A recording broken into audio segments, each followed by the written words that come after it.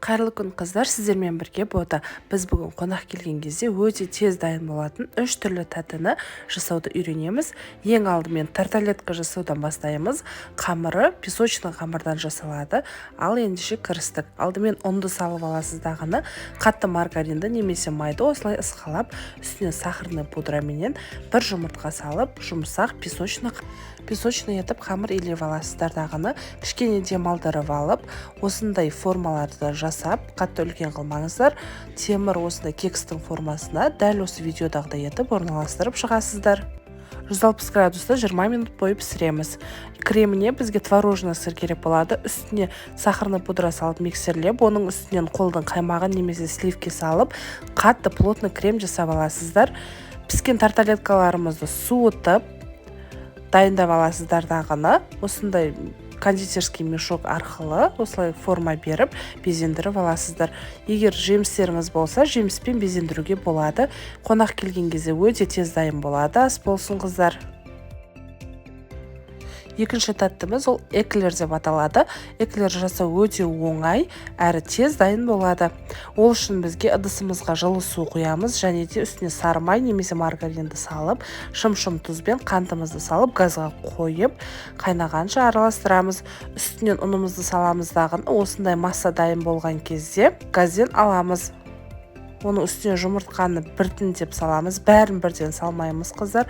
Каша сияқты дәл осындай болып шыққаннан кейін кондитерский мешок бар насадка арқылы осылай ішіне массамызды салып, табаға өзіміз қалағандағыдай форма беріп шығамыз. Эклеріміздің қамырын 160 градуста 15 минут бойы пісіріп аламыз. Бұл піскенге дейін кремін жасаймыз. Ол үшін бізге творог керек болады. Творогымызды үстіне сахарный пудра және сүт қосып, блендермен жақсылап каша образны болғанша осылай араластырып аламыз. Эклерлеріміз піскеннен кейін арасын осылай ашып, жаңағы кремімізді арасына жағамыз. Егер үйіңізде мұздатылған жемістер болса, осылай жемістер арқылы безендіруге де болады қыздар. Астарыңыз дәмді болсын, қонақтарыңызға ұнайды деген үміттемін. Міндетті түрде жасап көріңіздер.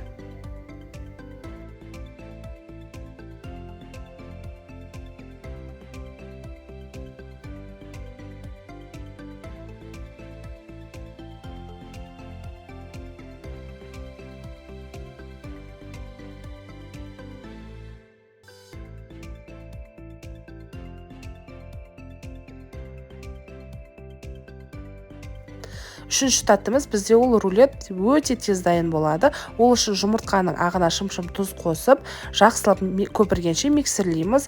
Оның үстінен қантымызды саламыз, көпіргенше жақсылап миксерлеп аламыз дағыны. Жұмыртқаның сарысын салып, көп миксерлеуге болмайды.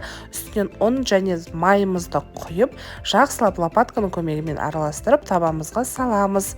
180 градуста 20 минут бойы пісіріп аламыз. Бізге креміне қаймақ және сгущенка керек болады. Екеуінен осылай крем жасап аламыз. Піскен коржымызды нам сүлгіге орап, 20 минутқа алып қоямыз. 20 минуттан кейін қайтадан ашып, жаңағы дайын болған кремімізді жағып аламыз бір келге етіп. Оның үстіне мұздатылған жемістерімізді салып, орап, қалған кремменен безендіреміз. Мінекей қыздар, біздің тәттілеріміз дайын болды. Өте оңай әрі тез дайын болады. Менің каналыма тіркеліп, лайк басуды ұмытпаңыз.